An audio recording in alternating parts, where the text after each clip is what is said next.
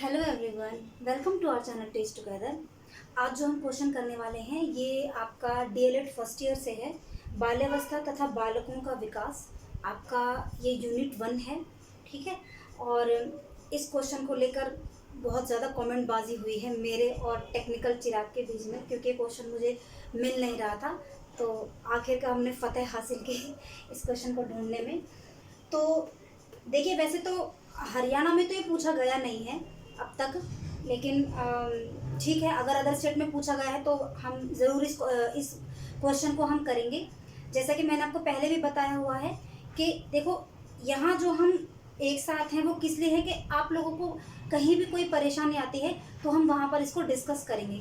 तो प्लीज़ ये थॉट मत पाल लेना कि इंग्लिश का तो कंप्लीट हुआ नहीं, इसको पहले बीच में ला दिया। वो तो अपने अलग है ही, उसको तो हम कंटिन्यू रखेंगे ही, लेकिन इसके बीच में अगर कोई आपको कहीं भी कोई स्पेसिफिक प्रॉब्लम आएगी तो उसको हम पहले उठा के देखेंगे, ठीक है। तो चलिए स्टार्ट करते हैं अपना ये क्वेश्चन।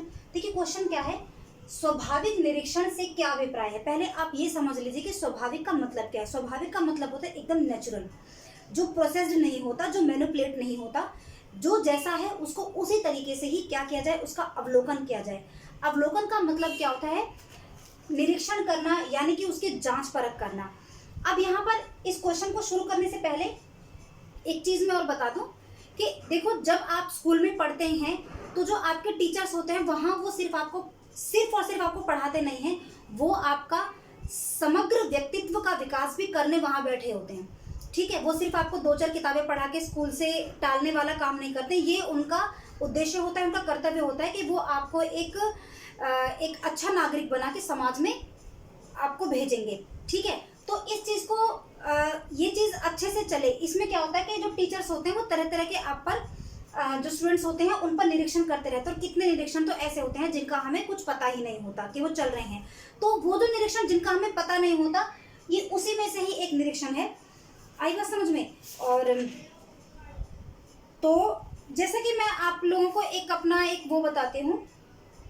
जब मैं 8th क्लास में थी तो कभी कुछ ऐसा हुआ था कि मैं कुछ उदास रहने लगी थी, कुछ परेशान रहने लगी थी। तो मैं चुपचाप क्लास में बैठी रहती थी 2-4 दिन से, और मुझे कभी किसी मेरी सहेली ने नहीं पूछा, किसी बच्चे ने कभी नहीं पूछा कि क्या है क्या नहीं है। तो अचानक मेरी हिंदी की टीचर ने मुझसे पूछ लिया और वो मुझे क्लास के बाहर लेके गई और उन्होंने पूछा कि बताओ क्या बात है, क्यों परेशान हो। तो मैं उस टाइम पे एकदम बड़ी शॉक्ड हो गई कि इतने दिनों से, और मुझको मेरी मैम ने पूरा वो दिन गिना दे कि इतने दिनों से तुम परेशान हो, ठीक है। तो यही चीज़ होती है, इसी को क्या बोलते हैं, हम स्वाभाविक निरीक्षण कहते हैं। यानी कि बच्चा अपने नेचुरल एरिया में रहकर क्या काम कर रहा है, कैसे कर रहा है, कोई व्यवहार में अगर बदलाव आ रहा है या नहीं आ रहा है, फिर उसको देखते हुए बच्चे के साथ अब क्या रेमेडी की जानी चाहिए, ठीक है। आई बात समझ में। तो चलिए अब इसको देखते हैं कि क्या करना है। इसका प्रश्न का क्या लिखा है कि स्वाभाविक निरीक्षण से क्या अभिप्राय है। तो पहले यहाँ पर हम स्वाभाविक निरीक्षण का अर्थ लिखेंगे। तो देखिए, स्वाभाविक निरीक्षण का अर्थ लिखने के लिए आपको क्या लिखना होगा, आप स्टार्ट कीजिए। आपकी बुक में मैंने देखा था तो मुझे थोड़ा पसंद नहीं आया और बहुत ही अलग ढंग से लिखा हुआ था। तो मैं आपको बोलूँगी कि आप लिख लेना जो मैं बोल रही हूँ, ठीक है। साथ ही साथ इसका स्क्रीनशॉट ले लेना, या फिर अगर आपको अपनी बुक में समझ आता है तो इससे बेहतर कुछ नहीं है। तो देखिए क्या लिखा है बुक में, इसका अर्थ जानेंगे। प्राकृतिक निरीक्षण का लक्ष्य होता है, प्राकृतिक यानी कि नेचुरल, जो यही चीज स्वाभाविक निरीक्षण, ठीक है। इसके बदले आप स्वाभाविक निरीक्षण भी लिख सकते हैं। तो स्वाभाविक निरीक्षण या फिर प्राकृतिक निरीक्षण का लक्ष्य होता है बच्चों के बारे में जैसा वे वास्तव में व्यवहार करते हैं उसके बारे में विस्तृत प्रमाण प्राप्त करना, और वह भी उसके वास्तविक पर्यावरण में जिसमें वे रहते हैं। यानी कि बच्चों के ऊपर एक ऐसा निरीक्षण करना कि जहां पर वो जिस वातावरण में जैसी स्थिति में है उनको वहीं से उनके व्यवहार को कैच करना, ठीक है। आई बात समझ में। फिर क्या है, जब स्वाभाविक परिस्थितियों में व्यवहार का अध्ययन किया जाता है तब ऐसे प्रेक्षण या अवलोकन या निरीक्षण को स्वाभाविक प्रेक्षण या अवलोकन कहा जाता है। इस प्रकार के व्यवहार का अध्ययन बिना किसी परिवर्तन या जोड़ तोड़ के किया जाता है। साधारण शब्दों में हम ये कह सकते हैं कि जो व्यवहार अपने वास्तविक रूप में घटित होते हैं उनका अध्ययन उसी रूप में किया जाता है। तो यहाँ पर वही बात निकल के आ रही है कि बच्चा जैसी स्थिति में है, जैसी कंडीशन में है, उसको उसी तरीके से ही जांचा जाता है टीचर्स के द्वारा, ठीक है। वो देखते हैं कि बच्चा ऐसा क्यों कर रहा है। 1 मिनट।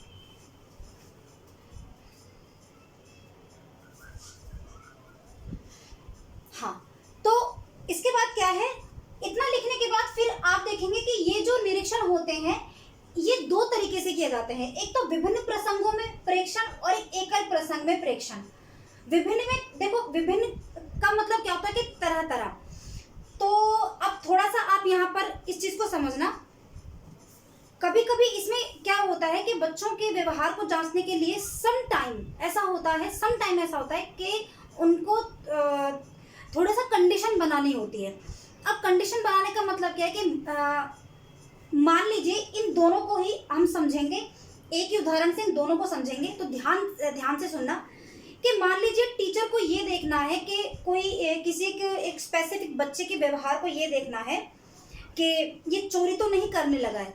कुछ ऐसी कंडीशन में कुछ भी ऐसा हो कि टीचर को देखना पड़ गया कि ये इसने चोरी तो नहीं की है, या फिर ये चोरी तो नहीं करने लगा है। टीचर ने क्या किया कि 10 का नोट ऐसे ही उसके आसपास रख दिया। ठीक है, अब हुआ क्या कि अगर मान लीजिए कि बच्चे ने वो नोट अपने पास रख लिया, तो टीचर को ये एक अच्छा खासा एक वो मिल जाएगा कि बच्चे ने चोरी क्यों की, चोरी करने का कारण क्या है। या फिर अगर बच्चे ने चोरी नहीं की तो वो क्या करेगा।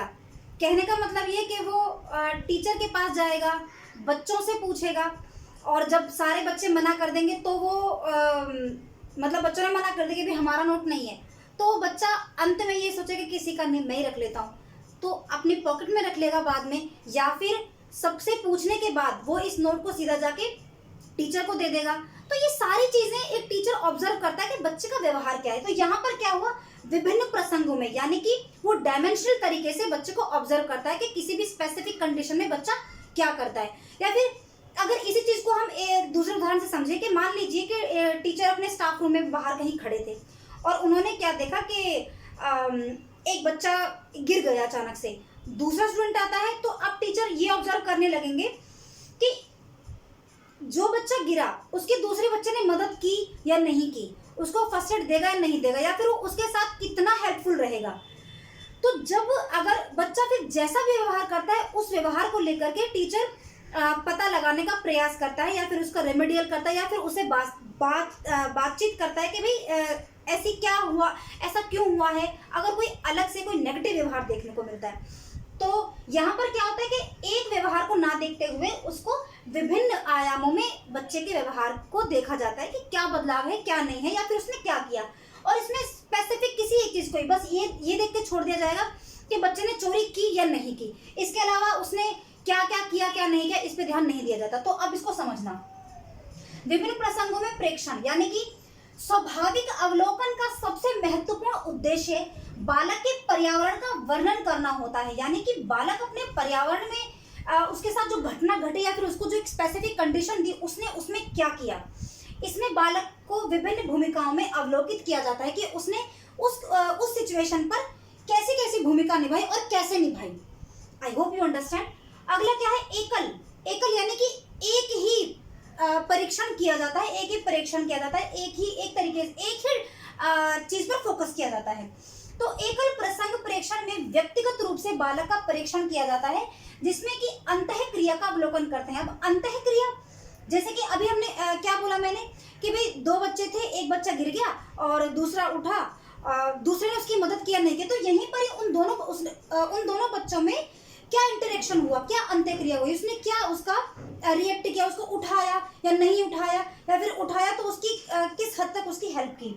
ठीक है, यह अवलोकन किसी विशिष्ट व्यवहार को जानने के लिए किया जाता है, जैसे कक्षा के अरुचि लगने का कारण। यानी मतलब कि मान लो कि कोई बच्चा कुछ दिनों से अच्छा खासा पढ़ रहा था, अचानक से उसको कक्षा अरुचि लगने लग जाती है, उसको इंटरेस्ट नहीं बन पा रहा है, तो इस चीज को जानने के लिए फिर कुछ प्रयास किए जाते हैं। तो यहाँ पर पूरी क्लास की तो बात हो नहीं रही, यहाँ पर किसी एक बच्चे की बात हो रही है कि उसको क्यों रुचि हो रही है, जैसे कि मेरे केस में हुआ था। ठीक है, तो ऐसा किया जाता है क्लासेस में। अब इसके अलावा ये चीज आपको समझ में आ चुकी होगी, आई होप। इसके अलावा इसकी कुछ सीमाएं होती है, तो देखो मैं यहाँ पर आपको 2 सीमाएं डिस्कस करने वाली हूँ, तो वो 2 सीमाएं इनफ होंगे आपके लिए। ध्यान से सुनना आप लोग। क्या है, देखो, लोगों के व्यवहार में परिवर्तन होते रहना, इसका मतलब क्या है कि जरा आप सुन ही लीजिए, आपको समझ आ जाएगा। ये आपका पॉइंट है, पॉइंट नंबर 1, लोगों के व्यवहार में परिवर्तित होते रहना। तो देखिए क्या लिखा है, स्वाभाविक परीक्षण में एक मुख्य कठिनाई सामने आती है जब बालक को यह पता चल जाता है कि उसका किसी के द्वारा निरीक्षण किया जा रहा है। तब ऐसी परिस्थिति में उसके व्यवहार में बदलाव आ जाता है। वे सामान्य व्यवहार करने की कोशिश करते हैं, लेकिन उसकी यह अभिव्यक्ति झूठी दिखाई पड़ती है। तो सीधी सी बात है कि जब भी इस प्रकार के परीक्षण किए जाते हैं तो टीचर्स को या फिर प्रेक्षक को, यानी कि जो ऑब्जर्वर है, उसको बहुत ही ध्यान से ये परीक्षण करना पड़ता है कि कहीं बच्चे को पता ना लग जाए। अगर उसको पता लग गया तो फिर सारा काम खराब हो जाएगा। ठीक है, आपने अपने घर में छोटे भाई बहनों को देखा होगा, जो छोटे छोटे होते हैं ना, 7-8 साल तक के जो होते हैं, वो मतलब अकेले अकेले में कुछ ना कुछ खेल खेलते रहते हैं। गुड्डे गुड़िया का खेल खेलते रहते हैं, मम्मी पापा का खेल खेलते रहते हैं। ठीक है, ऑफिस खेलते रहते हैं। तो जब तक उनको पता नहीं होता कि आप उनको ऑब्जर्व कर रहे हो, तब तक वो मतलब बड़े फ्लो में होते हैं और सब कुछ अपनी कथा कहानी गढ़ रहे होते हैं। अचानक से जैसे उनको पता लगा कि आप उनको देख रहे हो, फिर वो झेप जाते हैं। ठीक है, वैसे मजा आता है ऐसे बच्चों को देखने में। इसके अलावा और क्या है, दूसरा है कारण संबंधी कारकों को बताने का साधन नहीं। इसका मतलब क्या है कि ये तो पता लग गया कि भाई बच्चे ने चोरी की, या फिर बच्चे ने उस गिरे हुए बच्चे को नहीं उठाया जो गिर गया था, जिसको चोट लग गई थी। ये तो पता लग गया कि चोरी की, या फिर ये तो पता लग गया कि भाई उसने उसकी मदद नहीं की। लेकिन ये नहीं पता चलता कि इसका सोर्स कहाँ से आया। बच्चे ने अगर चोरी की तो चोरी करना सीखा कहाँ से ये चीज उसके अंदर डेवलप हुई है, इन चीज का पता नहीं लगा जाता। तो देखिए इसमें क्या लिखा है, प्रेक्षण की प्रक्रिया के दौरान मात्र अवलोकन या प्रेक्षण के आधार पर संबंधित कारकों को बताने का इसमें कोई साधन नहीं है। ठीक है, तो यहाँ तक ये आपका प्रश्न था। I hope you understand. अगर और कोई दिक्कत हो, समझ में ना आया हो, तो आप मुझे कमेंट बॉक्स में प्लीज बताइए। फिर मिलते हैं हम अपनी अगली क्लास में। Thank you very much.